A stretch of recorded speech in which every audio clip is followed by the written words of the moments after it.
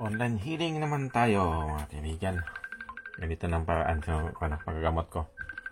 Hindi ko basta-basta manghuli.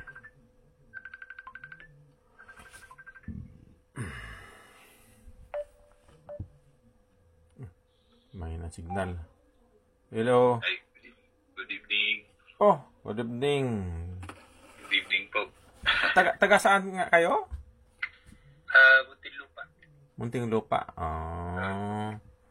Wag mag-headset. Nag-headset ka? Headset? Wag headset. Loudspeaker mo? Sorry. Loudspeaker, oh. Sorry. Oh, okay lang.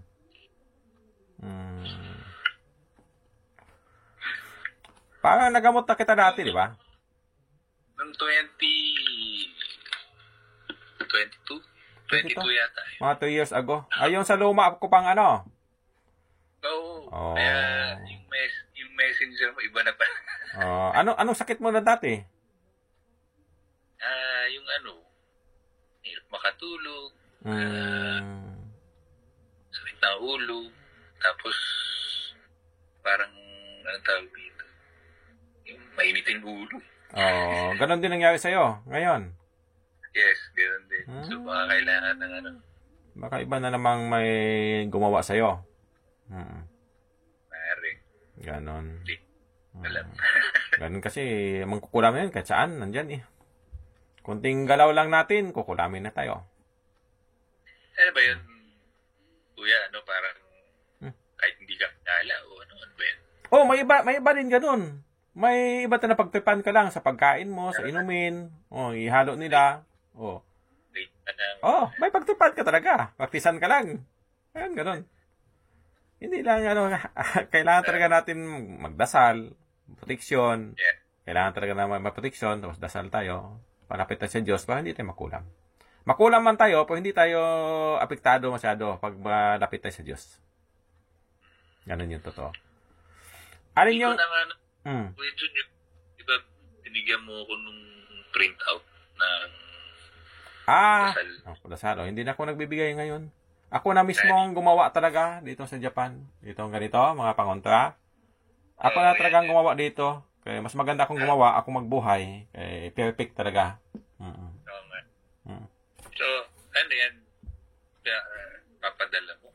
Kung mag-order kayo, papadala ko. Tapos sa inyo din yung shipping. Tapos may presyo talaga yan kasi yung paggawa ko, sa oras paggawa ko. Hindi ganun ka mahal. Kung gusto niyo ng ganyan may pangontra, magsabi lang kayo din. Hindi pa sa iba na ilang thousand talaga. Sobrang mahal. Sobrang naman yun. Kasi hindi maganda din yan. Kasi dasal ng Diyos yan eh. Yung pagod ko lang, materialis, saka yung pagtrabaho ko. Saka mabuhay din ang magagamot. Ganun lang. Pero hindi ganun kamahal. Ang shipping kasi, mahal din ang shipping kasi sa Pilipinas. 1K kasi pagpapadala yan, 1K. Marami man o konti, 1K talaga ang padala. Galing Japan. Registered na yan sa post office. Saan nga kayo sa Japan? Sa Nagoya, part ng Nagoya. Okay. Nagoya. Sa gitna ng Japan kami. Kami, napunta na ako dun sa kaya lang sa Osaka. Osaka. Osaka sa baba yun. Nasa gitna kami. Alin yung mataas mong hililiit? Yung kanan eh. Kanan? Kulam ng tao. Kanan talaga mataas, no? Last time, ganyan din. Kulam kasi ng tao yan. Wala siya. Magkuha ka ng tubig na kahit isang baso lang. Kaya papapantayin ko yan sa isang dasal ko lang. Kuha mo na ako. Kasi nagdarasal ako, marami eh. Akala siguro ng iba na yung mga ibang ginagamot ko, sa isang sa daming dasal, yun ang papantay sa Hindi, isang dasal lang gamitin ko, papantay na talaga ang yung hililit ng tao. Kaya lang, matagal lang yung dinadasal ko kasi sinisiliuhan ko yung katawan nyo para hindi kayo basta-basta makulam. Ganon ako pag nanggamot. Kuha ka ng tubig na kahit isang baso lang, kaya papantayin ko agad yung hililiit mo. Isang dasal lang. Sige.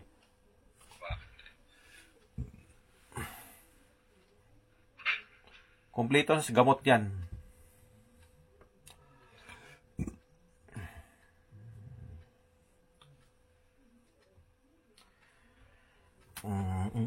Daming mga mangkukulam ngayon. Nagkalat sa mundo mangkukulam. Manggagamot lang konti. Mga totoong mga gamot, scammer ang marami ngayon.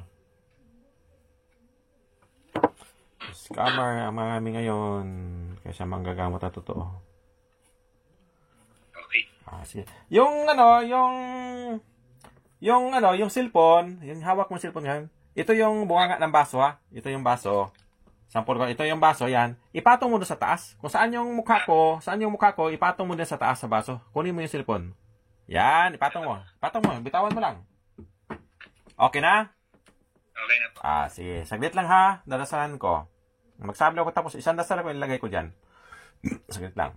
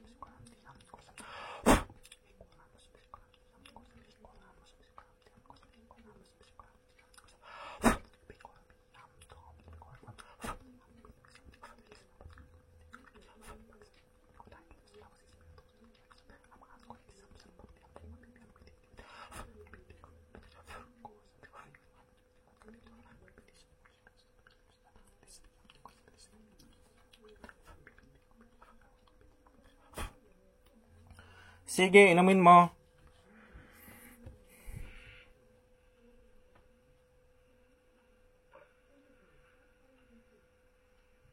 Yung mga dasal mamaya idaan ko na lang sa sa tubig, yung tubig ibiblis ko ng ilang baso.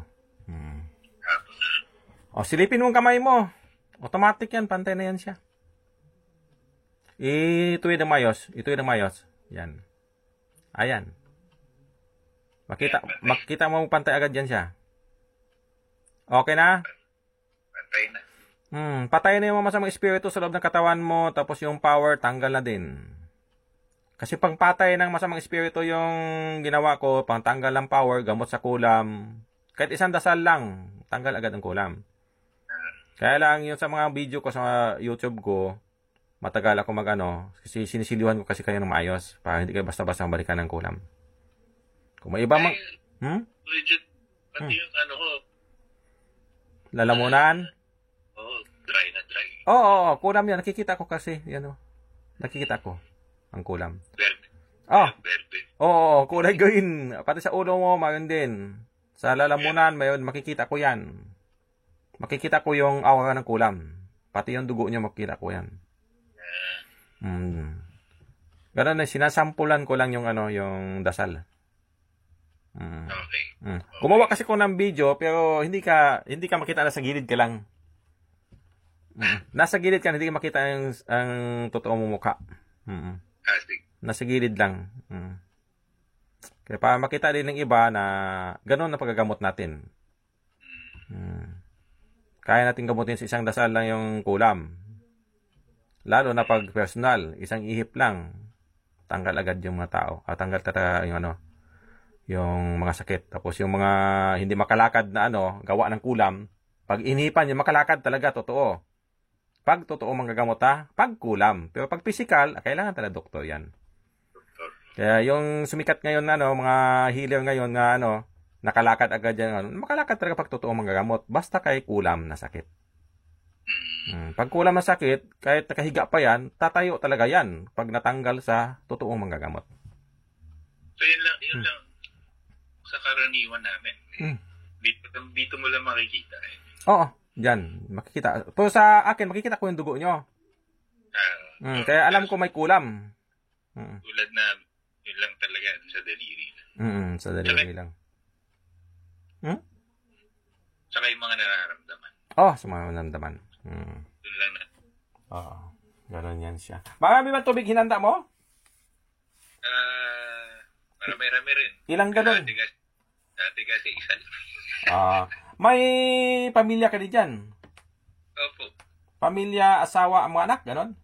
Asawa, anak. Ilan yung anak mo? 3 po.